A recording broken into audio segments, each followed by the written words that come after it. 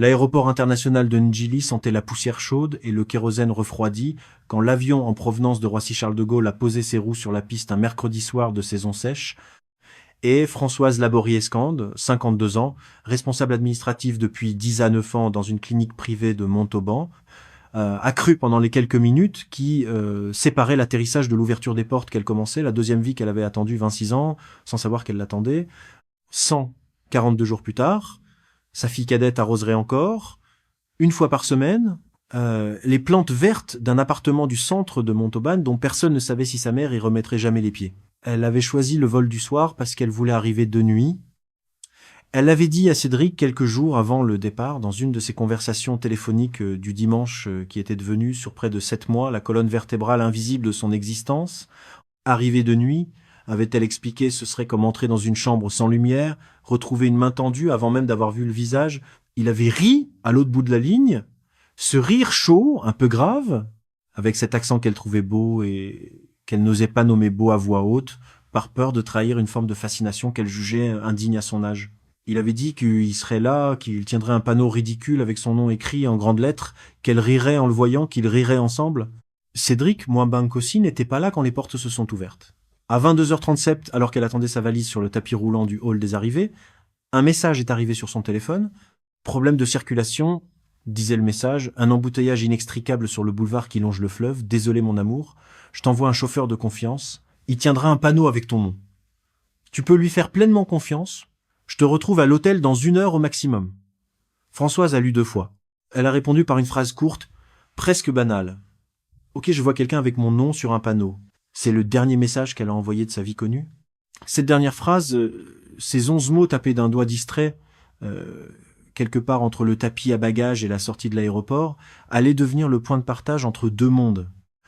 Le monde d'avant, celui où Françoise existait dans le fil d'un dialogue, dans le conte d'un opérateur téléphonique français, dans la mémoire vive d'un appareil qui envoyait et recevait des ondes, et le monde d'après, où rien de tout cela ne fonctionnait plus, où le téléphone allait cesser d'émettre à quelques kilomètres seulement de l'aéroport, où le silence remplacerait tout, un silence dont personne, à Montauban, à Toulouse ou à Bordeaux, ne mesurait encore la profondeur. À l'heure où Françoise écrivait ce dernier message, son fils Julien dormait à Toulouse, dans un studio, près du campus de l'université Jean Jaurès, où il travaillait comme technicien informatique.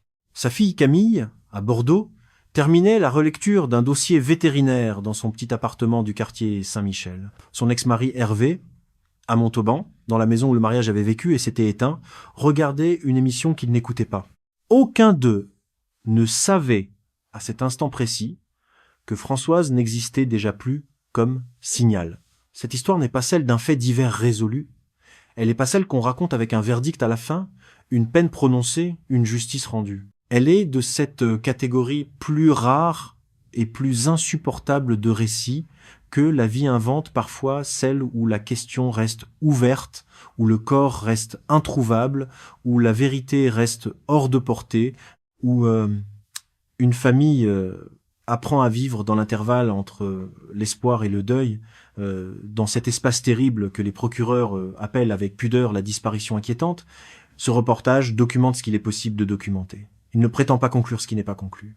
Il tente de comprendre ce qui a rendu Françoise Laborie-Escande vulnérable à un homme qu'elle n'avait jamais rencontré physiquement avant de traverser 6000 kilomètres pour lui. Comment cette vulnérabilité s'est construite silencieusement dans les 26 années précédentes, comment un manipulateur habitant Kinshasa avait su l'identifier à distance, la nommer avec précision et la retourner contre elle.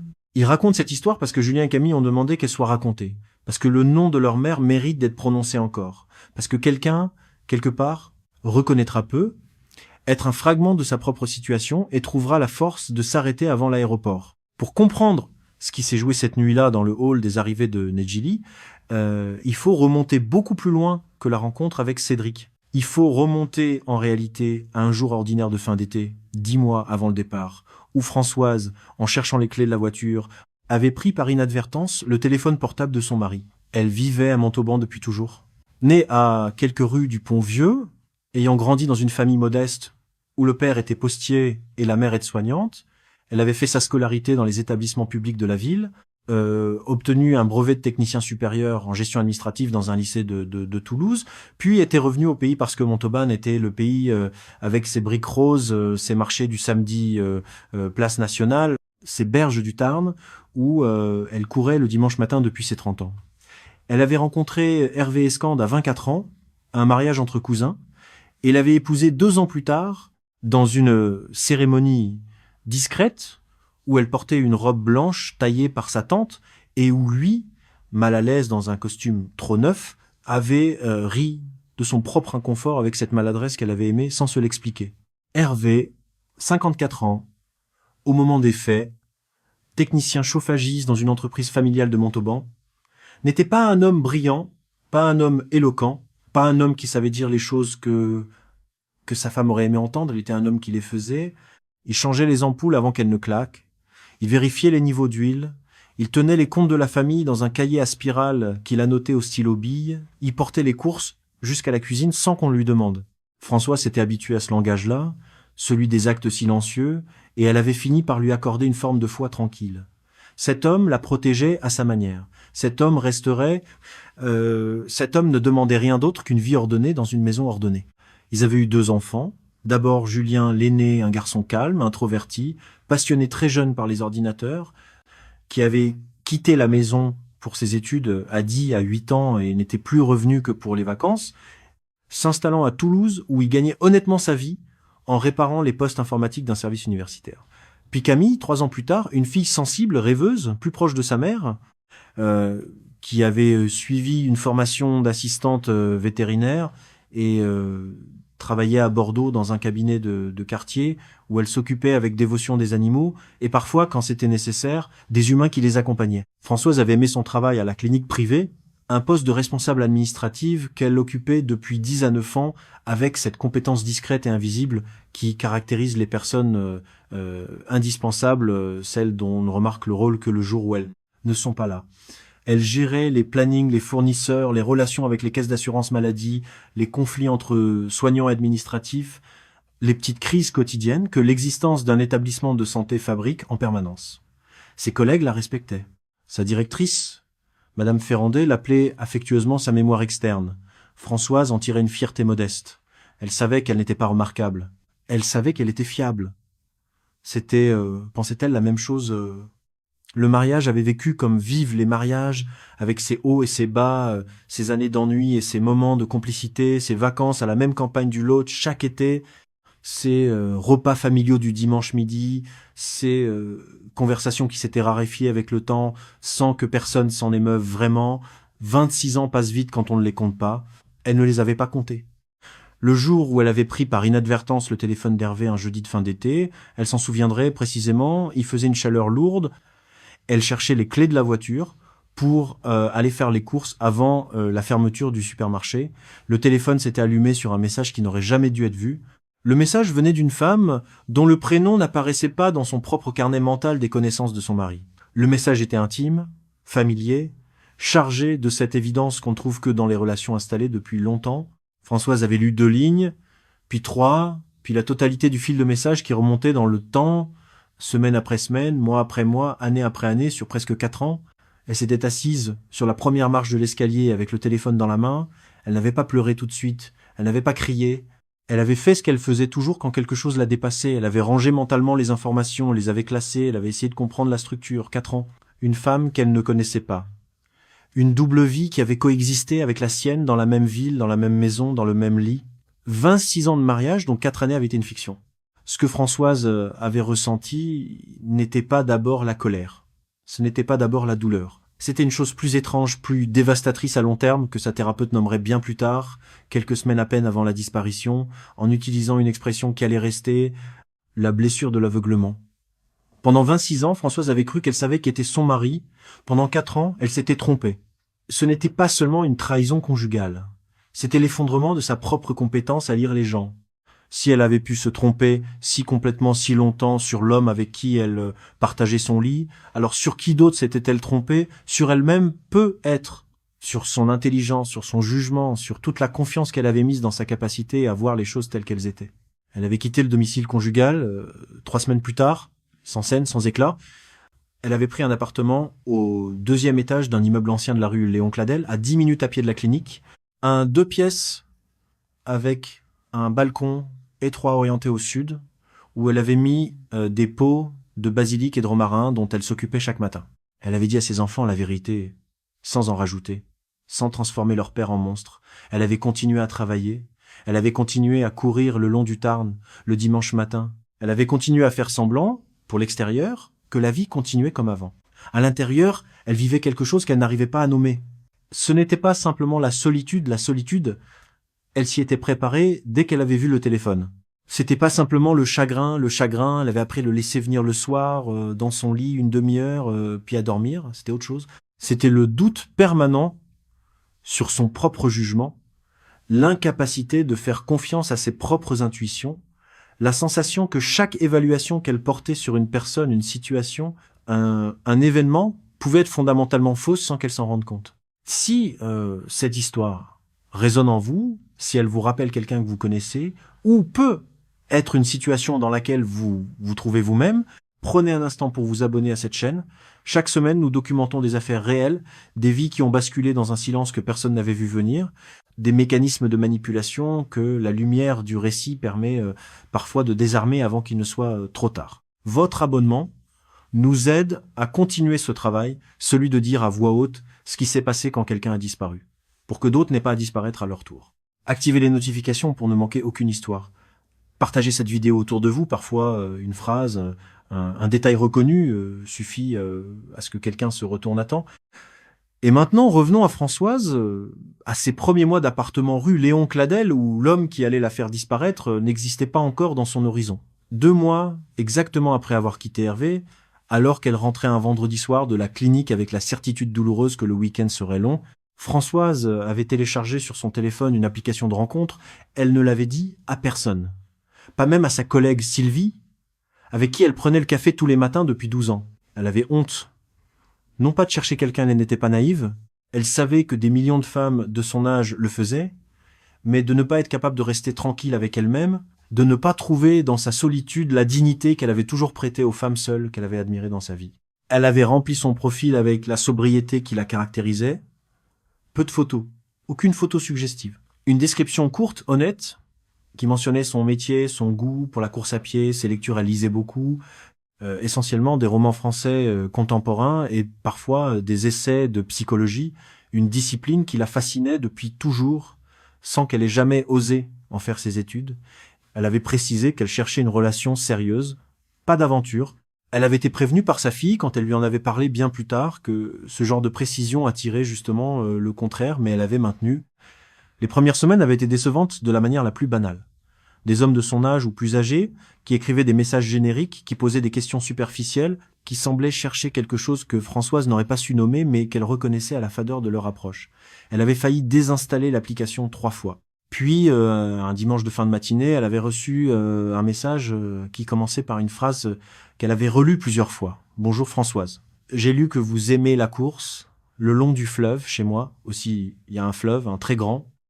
Et je crois qu'on ne devient pas la même personne selon qu'on court le long d'une eau qui a l'air de rester ou d'une eau qui a l'air de partir. » Elle avait souri. Elle avait ouvert le profil. L'homme s'appelait Cédric, disait-il, ingénieur civil de 39 ans, célibataire sans enfant, travaillant sur des projets d'infrastructure humanitaire pour le compte d'une organisation européenne basée à Kinshasa, en République démocratique du Congo.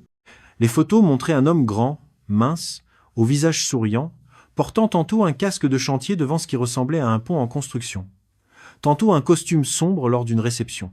Sa description mentionnait sa foi chrétienne évangélique pratiquante, son goût pour la lecture, il citait, en passant, 2 romans qu'elle avait aimés, et son désir, malgré l'éloignement géographique, de rencontrer une femme européenne avec qui construire quelque chose de sérieux. Françoise avait hésité longtemps avant de répondre. La distance était un obstacle évident, l'improbabilité aussi. Mais quelque chose dans le ton de son premier message, cette phrase sur les fleuves, cette manière détournée et pourtant précise d'aborder une intimité de la course à pied qui la définissait avait franchi une barrière qu'elle n'avait pas vue tomber. Elle avait répondu en fin d'après-midi d'un message court, prudent, où elle admettait sa curiosité, tout en soulignant qu'elle ne comprenait pas comment une correspondance avec quelqu'un vivant à 6000 km pouvait mener quelque part. La réponse de Cédric était venue quelques minutes plus tard.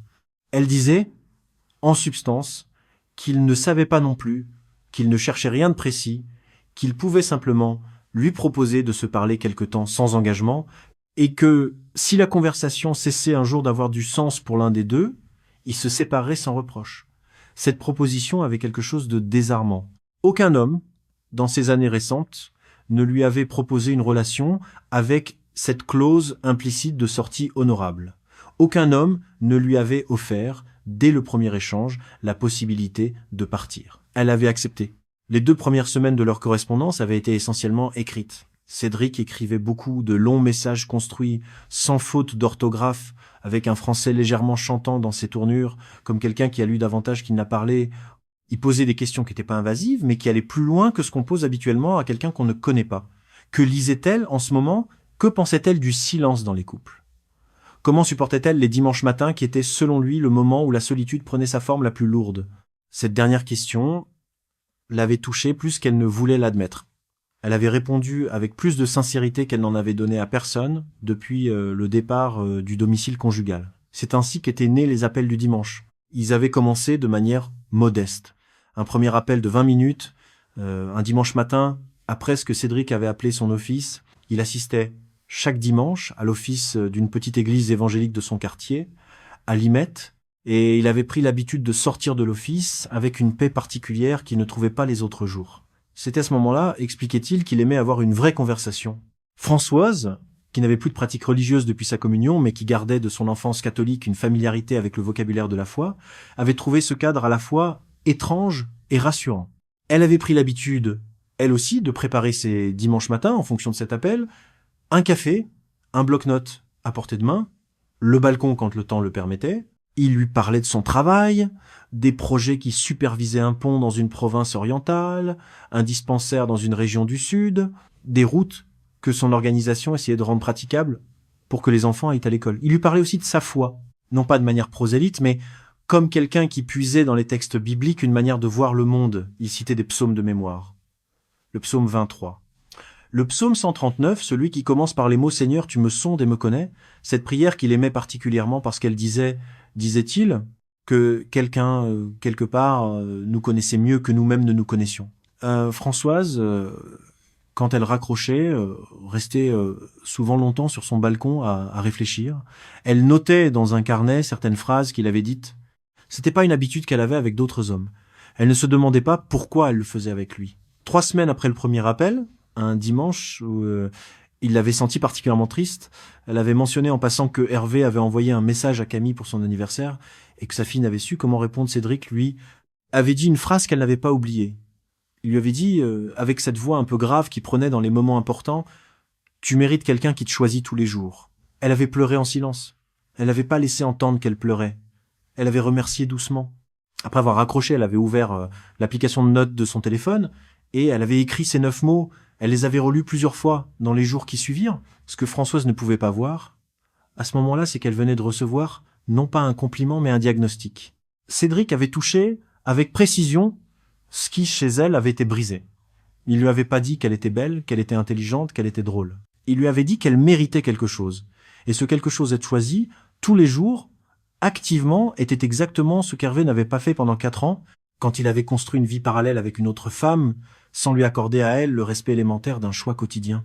Cédric avait vu la blessure. Cédric l'avait nommée. Et lorsque quelqu'un nomme votre blessure avec exactitude, une partie de vous cesse instantanément de résister. Elle ne se dit pas qu'il est manipulateur. Elle se dit qu'il est le premier à comprendre. Les mois qui suivirent étalèrent leur progression avec une lenteur que Françoise, plus tard, en repensant à tout cela, dans les heures où elle était seule à l'appartement, aurait trouvé suspecte si elle avait été capable de la voir de l'extérieur. Mais on ne voit pas de l'extérieur ce qui est en train de nous arriver de l'intérieur. C'est précisément la définition d'un piège efficace. Les appels du dimanche étaient devenus quotidiens. Cédric l'appelait à d'autres moments, parfois tard le soir quand il rentrait d'un chantier, parfois tôt le matin quand il partait en mission dans une province. Il lui envoyait des photos de son quartier, de son bureau, d'un plat qu'il venait de cuisiner. Il lui envoyait aussi des courtes vidéos où on entendait sa voix commenter un lieu, décrire un pont ou un immeuble en construction. Françoise les regardait en boucle certains soirs. Elle avait l'impression de connaître sa ville, sa maison, ses collègues, sans avoir jamais mis les pieds là-bas. Il ne lui avait jamais demandé d'argent. C'est le détail qu'elle répétait plus tard. À qui voulait l'entendre d'abord à Camille dans les conversations que sa fille cherchait à provoquer, puis à Julien dans les rares moments où il l'appelait pour lui donner des nouvelles. Il n'avait jamais demandé. Il expliquait ses difficultés. Oui, le salaire de son organisation n'était pas régulier. Il fallait parfois attendre plusieurs semaines qu'un versement arrive. Les infrastructures bancaires du pays étaient complexes. Un projet avait été gelé par un différend administratif dont il ne comprenait pas les tenants. Il expliquait tout cela avec cette dignité qu'elle admirait, sans se plaindre, sans quémander, en tirant même de ses épreuves une forme de philosophie qui l'apaisait. Un dimanche, elle avait proposé. Elle avait dit spontanément qu'elle pouvait lui envoyer une somme pour l'aider à passer le mois. Il avait refusé. Il avait refusé fermement, presque avec froideur, en lui disant qu'il voulait pas entrer dans ce genre de rapport avec elle, qui n'était pas venu à elle pour cela. Le refus l'avait bouleversée. Elle avait insisté. Il avait finalement accepté un premier virement de 300 €, en promettant qu'il la rembourserait dès qu'il pourrait, et il avait tenu 3 semaines plus tard, il avait effectivement remis la somme sur son compte. Un remboursement qui avait fait à Françoise l'effet d'une preuve d'honnêteté sans précédent. Il l'avait remboursé. C'est cela, plus que tout, qui avait scellé sa confiance. Les virements suivants, plus importants, plus fréquents, ne furent jamais remboursés. Mais Françoise ne pensait pas en termes de remboursement à cette époque, elle pensait en termes de partenariat. Elle avait un bon salaire à la clinique, une épargne modeste mais réelle, un logement à loyer raisonnable, aucun enfant à charge. Elle pouvait aider quelqu'un qu'elle aimait et à ce moment-là, 6 mois après le premier message, elle utilisait ce mot-là dans son carnet sans le dire à voix haute, avec la pudeur des femmes de sa génération. Elle l'aimait. L'idée du voyage n'était pas venue d'un coup, elle avait mûri progressivement dans les conversations, dans les rêveries que Françoise se permettait le soir. Cédric avait commencé à parler, quelques mois après le début de leur relation, de projets humanitaires précis qu'il supervisait et dont il aurait aimé qu'elle voie l'ampleur. Il y avait un centre de formation pour jeunes femmes qu'il aidait à financer dans un quartier périphérique. Il y avait un dispensaire qui manquait de tout. Il y avait un pont qui, une fois achevé, allait désenclaver plusieurs villages. Il avait suggéré, un dimanche, que être elle, pourrait venir, un jour, pas maintenant, plus tard, voir ses réalisations. Ce serait pas seulement une visite personnelle. Ce pourrait être quelque chose que sa famille comprendrait, un voyage à teneur humanitaire, qu'elle pourrait présenter à ses proches comme une démarche cohérente avec ses valeurs, avec sa curiosité pour le monde, avec l'envie qu'elle avait toujours eue, disait-il, de faire quelque chose de plus grand que sa vie professionnelle en clinique. Cette suggestion avait germé. Puis elle avait grandi. Puis, sans que Françoise puisse préciser quand la décision avait été prise, elle était devenue le voyage. Un voyage prévu pour la saison sèche, une période où les routes du pays étaient praticables, où Cédric aurait plusieurs jours de disponibilité, où elle pourrait poser 2 semaines de congé à la clinique. Ils avaient construit ensemble le récit qu'elle raconterait à sa famille. Cédric avait été très clair. Il fallait, pour éviter les crispations, présenter le voyage comme une mission de solidarité. Elle allait visiter des projets d'infrastructures humanitaires pour le compte d'une organisation dont elle envisageait de devenir bénévole après sa retraite. C'était pas un mensonge, avait-il expliqué avec cette souplesse qu'il avait sur les mots. C'était une manière d'anticiper ce qu'elle allait effectivement faire là-bas. Elle allait bien voir des projets. Elle allait bien rencontrer des acteurs de terrain. Le fait qu'elle allait aussi le rencontrer, lui n'avait pas à être annoncé à ce stade, elle aurait tout le temps. Après le voyage, quand tout serait plus concret, de leur présenter la vraie totalité de sa vie. Françoise avait accepté. C'est le moment peut-être où elle avait cessé d'être une victime passive pour devenir, sans le savoir, une complice active de sa propre tromperie. Cédric avait compris quelque chose de fondamental. Quand on fait construire à quelqu'un le mensonge avec soi, on transforme la victime en associée. Elle ne peut plus se retourner facilement. Car se retourner impliquerait de reconnaître aux siens qu'elle leur avait menti. La honte future consolide le piège présent. Camille était la première à avoir eu vent du projet. Vaguement, sa mère l'avait appelée 3 semaines avant le départ, un dimanche soir, pour lui annoncer qu'elle partait un peu voyager, qu'elle allait rencontrer des gens qui faisaient un travail intéressant, qu'elle en avait besoin après tout ce qui s'était passé. Camille, qui travaillait alors depuis quelques mois dans son cabinet vétérinaire de Bordeaux, avait senti dans la voix de sa mère une allégresse qu'elle n'avait pas entendue depuis longtemps. Elle avait posé quelques questions, sans insister, elle savait sa mère pudique, elle avait appris à ne pas violer cette pudeur. Vers la fin de la conversation, Françoise avait dit une phrase que Camille n'avait pas oubliée. Elle avait dit, avec un petit rire embarrassé, « Je vais peut-être faire quelque chose de fou, mais c'est une bonne folie. » Camille avait ri aussi, à l'autre bout du fil. Elle avait répondu quelque chose comme « Les bonnes folies, il en faut ». Elles avaient parlé encore quelques minutes de choses ordinaires, le chat de Camille qui avait fait tomber une plante, le poste de son collègue qui prenait sa retraite, la pluie qui allait arriver sur Bordeaux, puis elles avaient raccroché.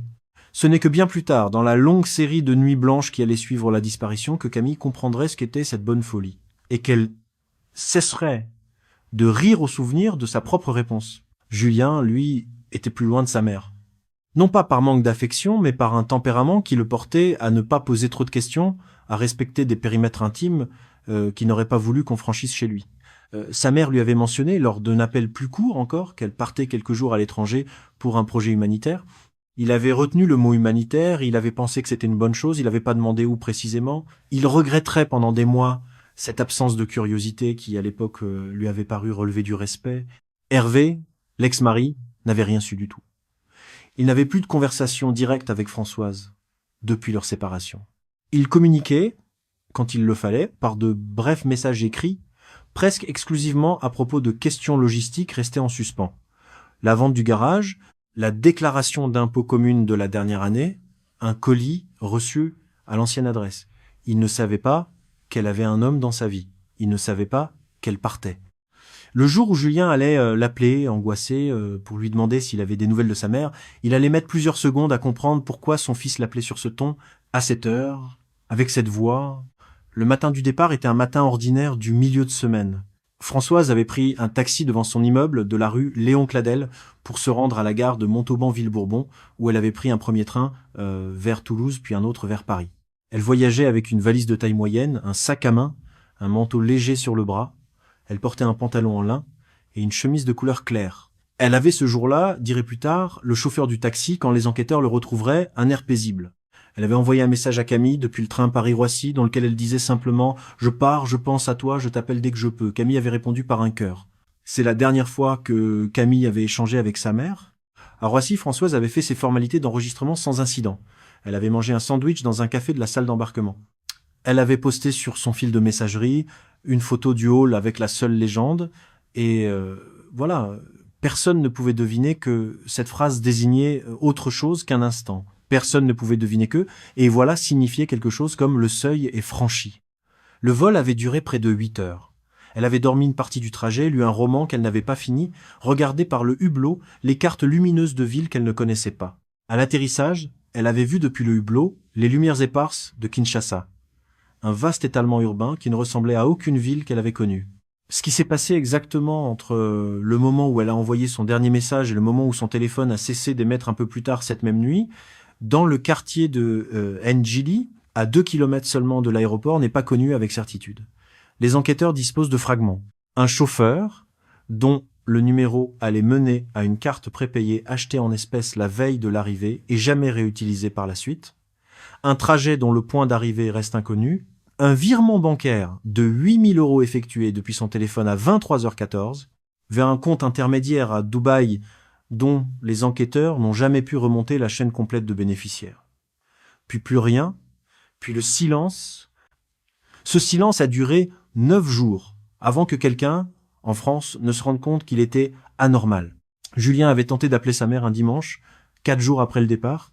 Il n'avait pas été inquiet quand il était tombé sur la messagerie. Sa mère lui avait dit qu'elle serait à l'étranger, qu'elle serait pas joignable en permanence. Il avait laissé un message court. Le lendemain, il avait envoyé un message écrit. 2 jours plus tard, comme il n'y avait toujours pas de réponse, il avait appelé Camille pour savoir si elle avait des nouvelles. Camille non plus.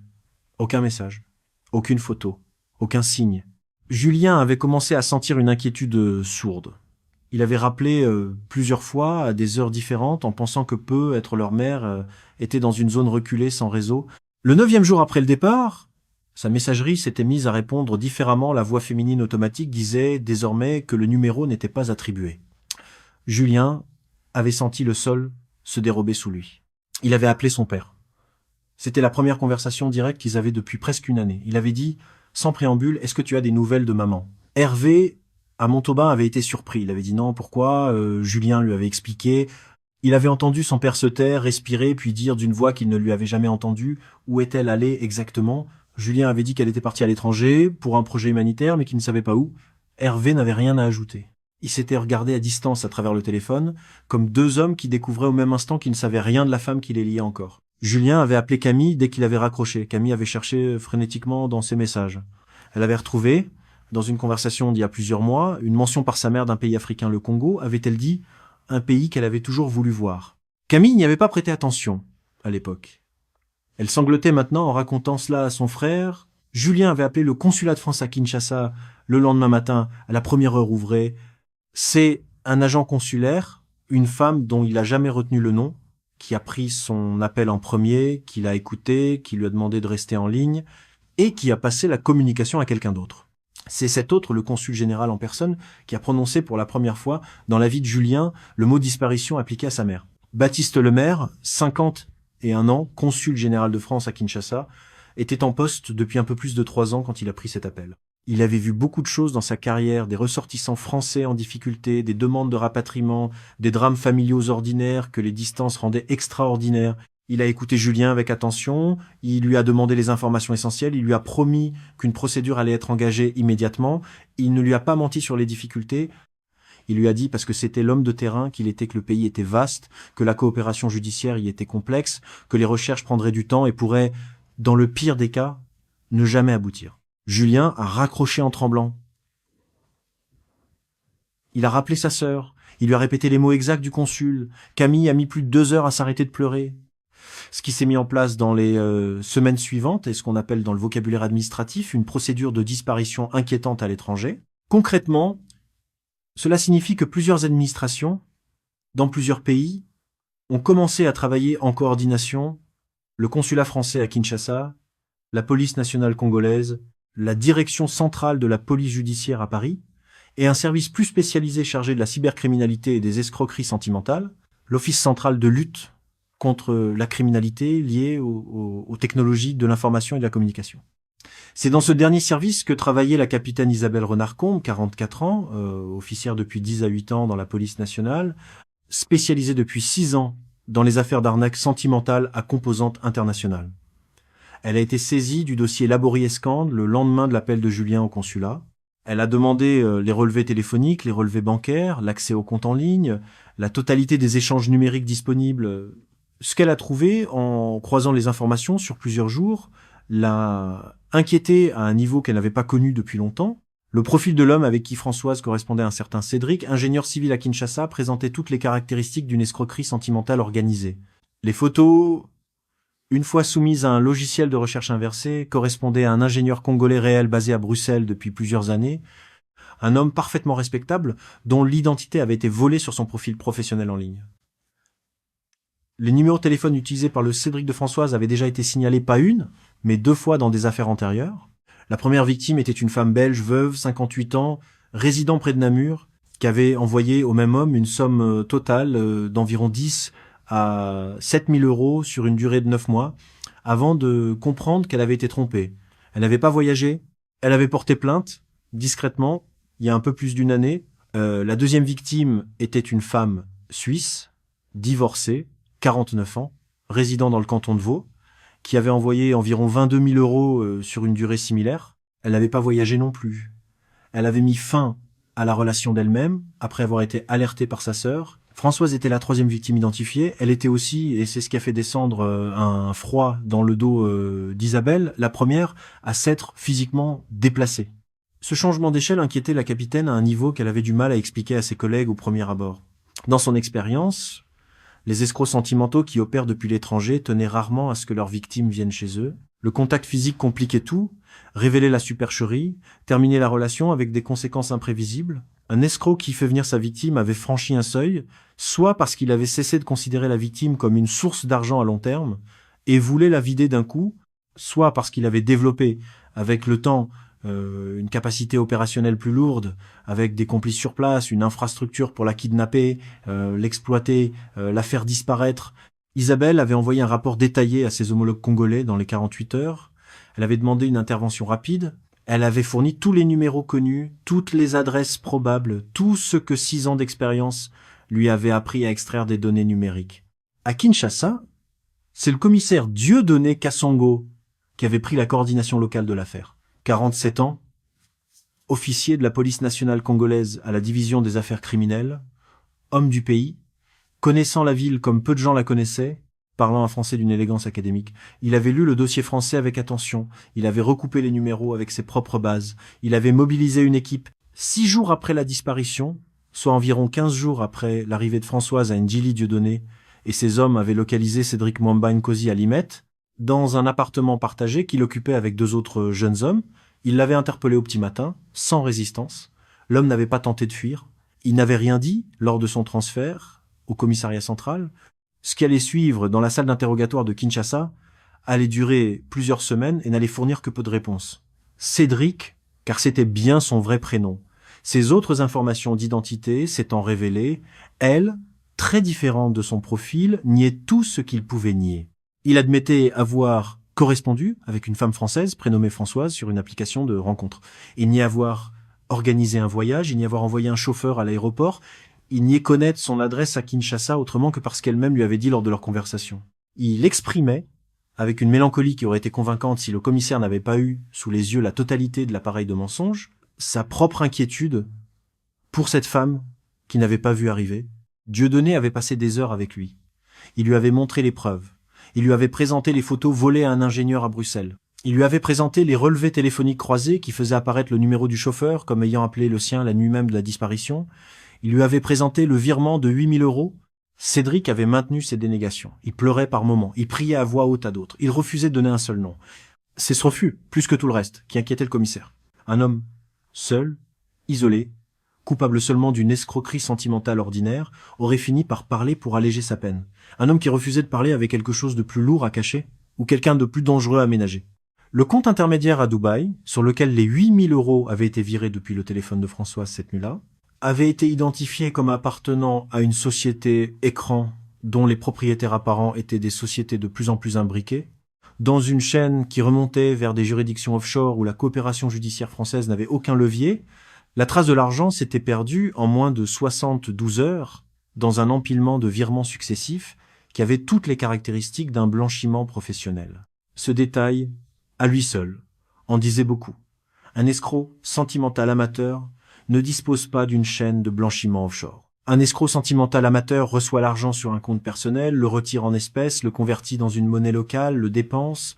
La sophistication du dispositif financier découvert dans l'affaire Laborie-Escande suggérait que Cédric n'était pas isolé, qu'il travaillait pour ou avec un réseau plus étendu, dont les ramifications dépassaient largement les capacités d'un jeune homme opérant depuis un appartement de Limete. C'est ce que la capitaine Isabelle en France avait fini par formuler dans une note interne adressée à ses supérieurs en une phrase que le commissaire Dieudonné avait retenue quand elle lui avait été communiquée. « Nous ne cherchons pas seulement un homme, nous cherchons ce qui se trouve derrière lui. » Les recherches physiques, pendant ce temps, se poursuivaient à Kinshasa. La police congolaise avait envoyé des équipes dans plusieurs quartiers, avait interrogé des chauffeurs de taxi, avait diffusé la photo de Françoise dans les hôtels de la ville. Rien n'était sorti. Le trajet du taxi qu'il avait pris en charge à l'aéroport n'avait pas pu être reconstitué. Les caméras de surveillance de la ville, celles qui fonctionnaient encore, une proportion réduite avait été passée au crible. On avait vu une femme correspondant à sa description sortir de l'aérogare, monter dans une voiture sombre, disparaître. Après cela, plus rien. 142 jours après cette nuit-là, au moment où ce reportage est raconté, Françoise Laborie-Escande est officiellement portée disparue, ni retrouvée, ni identifiée dans un corps qu'un rapport de police aurait pu remonter jusqu'à elle, ni signalée vivante par quelque canal que ce soit, simplement absente, simplement suspendue entre les catégories que les administrations utilisent pour classer les êtres humains. Cédric Mwamba Nkosi est détenu à la prison centrale de Makala, à Kinshasa, en attente de son jugement. Il est inculpé de séquestration, d'escroquerie et de complicité de disparition. Il maintient l'ensemble de ses dénégations.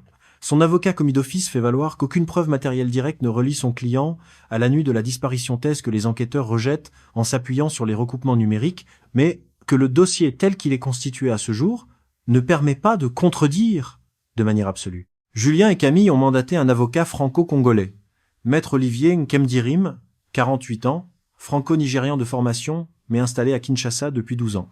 Un homme calme, précis, qui parle le français, l'anglais et 2 langues locales, et qui connaît, comme il l'a expliqué aux enfants lors de leur première rencontre à distance, les possibilités et les limites du système dans lequel ils travaillent. Olivier ne leur a pas promis de retrouver leur mère.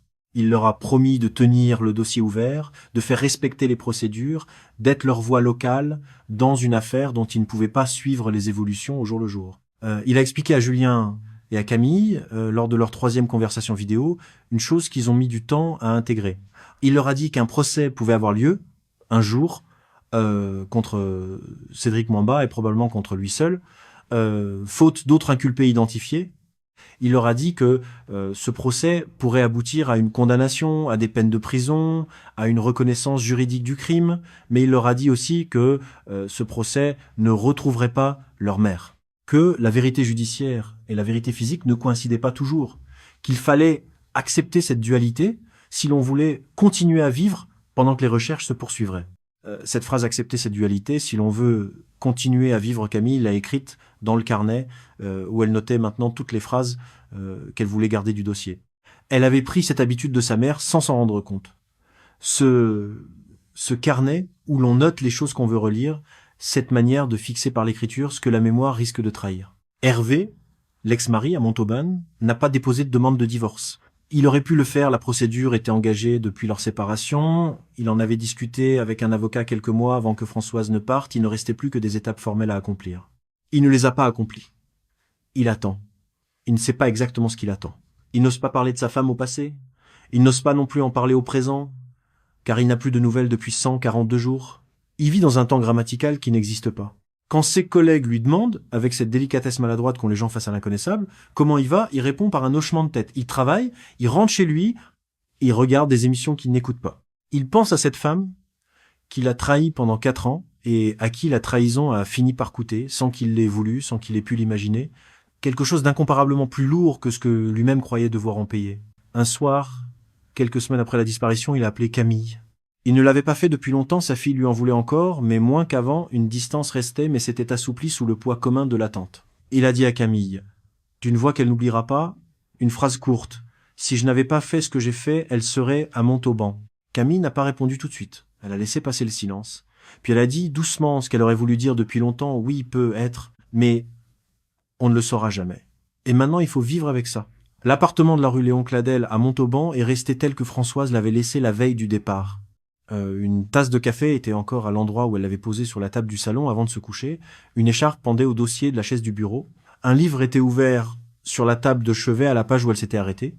Camille est allée arroser les plantes du balcon une première fois 3 semaines, après la disparition, à un moment où l'espoir de son retour rapide s'était mué en une inquiétude d'une autre nature. Elle n'avait rien touché d'autre.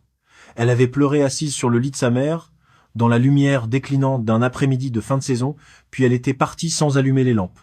Elle y retourne maintenant environ une fois toutes les 3 semaines, elle arrose, elle ouvre les fenêtres pour aérer, elle vérifie qu'il n'y a pas de courrier important dans la boîte aux lettres, elle a fait établir une procuration pour pouvoir ouvrir les papiers administratifs qui arrivent au nom de sa mère. Elle ne change rien à la disposition des objets. Elle repart en fermant à clé, avec la même précaution que sa mère aurait mise à le faire. Elle a une clé pour l'appartement, elle la garde sur son porte-clés personnel, à côté de celle de son propre logement bordelais, elle la regarde parfois le soir, en rentrant du travail. Elle se demande combien de temps elle continuera à faire ce trajet mensuel. Elle se demande à quel moment ce qui est aujourd'hui un devoir de sœur envers sa mère absente deviendra, sans que rien ne l'ait officiellement décidé, une tâche impossible à poursuivre. Elle ne se donne pas de réponse. Elle continue. Julien, à Toulouse, a repris son travail après une interruption de quelques semaines pendant lesquelles il n'avait pas été capable de faire face au poste. Ses collègues, prévenus, ont accepté sans commentaire son absence puis son retour.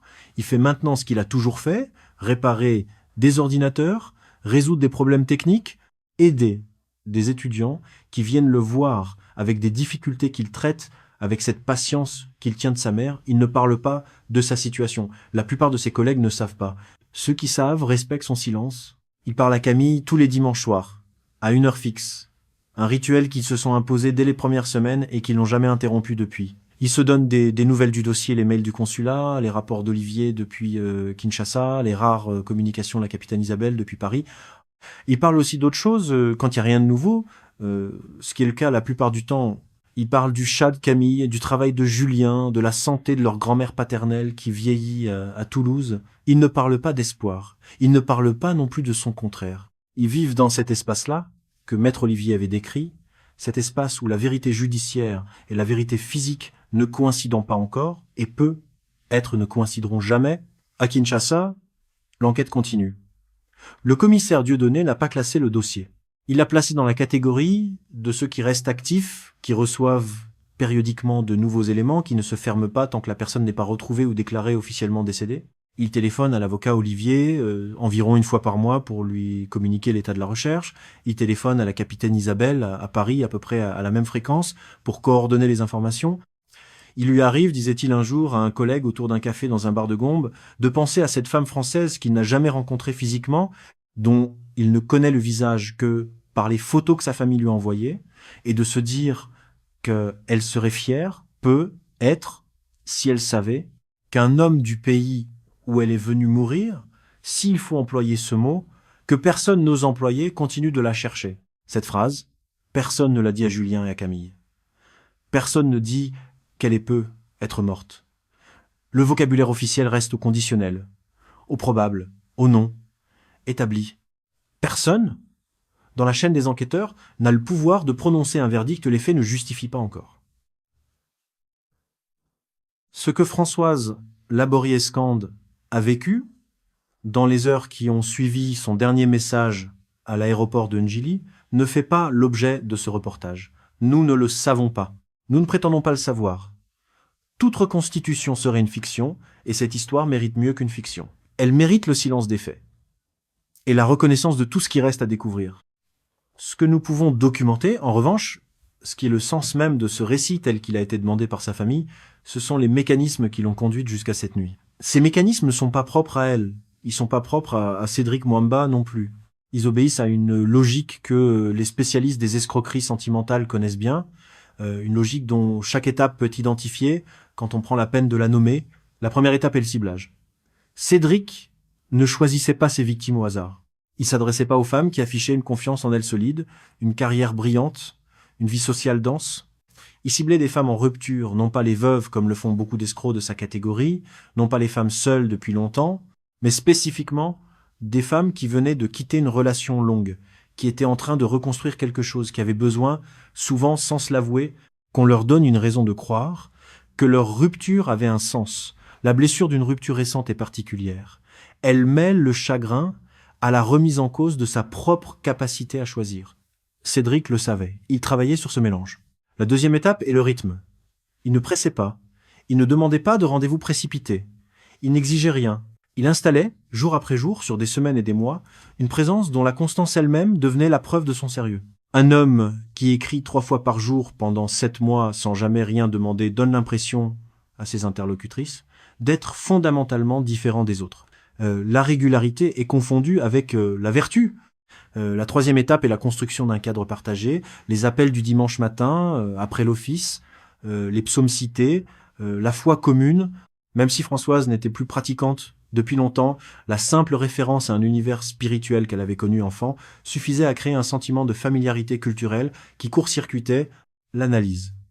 Un homme qui parle des psaumes, dans l'imaginaire d'une femme élevée dans le catholicisme provincial français, ne peut pas être un menteur. Cette conclusion est fausse. Elle est aussi presque irrésistible. La quatrième étape est le diagnostic précis de la blessure. Tu mérites quelqu'un qui te choisit tous les jours. Cette phrase n'avait rien d'anodin. Cédric ne l'aurait pas dite à la belge veuve. Il ne l'aurait pas dite à la Suissesse divorcée. Il l'a dite à Françoise, parce que Françoise était la femme d'un homme qu'il avait trahi pendant 4 ans. La phrase touchait précisément là où le mariage avait échoué. Ce genre de précision ne s'invente pas. Elle se construit sur une écoute méthodique, sur des questions distillées au fil des semaines, sur une lecture progressive de ce que la personne dit d'elle-même sans se rendre compte qu'elle donne les clés de son propre piège. La cinquième étape est le renversement du rôle. Cédric n'a jamais demandé d'argent. Françoise a proposé. Cédric n'a jamais suggéré le voyage, il l'a évoqué comme une hypothèse lointaine. Et Françoise a fini par en faire un projet concret. Cette inversion est fondamentale. Elle produit chez la victime le sentiment qu'elle est aux commandes de sa propre décision. Elle ne peut pas se dire, plus tard, qu'elle a été manipulée, puisque c'est elle qui a proposé, elle qui a insisté, elle qui a construit le calendrier. Cette conviction d'agentivité est précisément ce qui rend le piège inextricable. Les victimes des escroqueries les plus efficaces sont celles qui ne peuvent pas s'avouer qu'elles ont été victimes, car s'avouer victime supposerait de reconnaître qu'elles n'avaient pas les commandes qu'elles croyaient d'avoir. La sixième étape est la complicité involontaire dans la fiction. en acceptant de présenter le voyage à sa famille comme un projet humanitaire, un mensonge qu'elle aurait été incapable de formuler seule, mais qu'elle a fini par assumer parce que Cédric l'avait préparé avec elle. Françoise s'est enfermée dans une position qu'elle ne pouvait plus renégocier sans reconnaître à ses enfants qu'elle leur avait menti. La honte future consolide le piège présent. C'est le mécanisme le plus perfide, celui qui empêche les victimes de se retourner même quand un doute leur est offert. Elles ne peuvent plus reculer sans se déjuger. Ces 6 étapes forment la matrice de ce qui est arrivé. Elles ne sont pas propres à l'histoire de Françoise. Elles se retrouvent, avec des variations, dans les milliers d'affaires d'escroquerie sentimentale que les services spécialisés traitent chaque année en France, en Belgique, en Suisse, dans toute l'Europe francophone.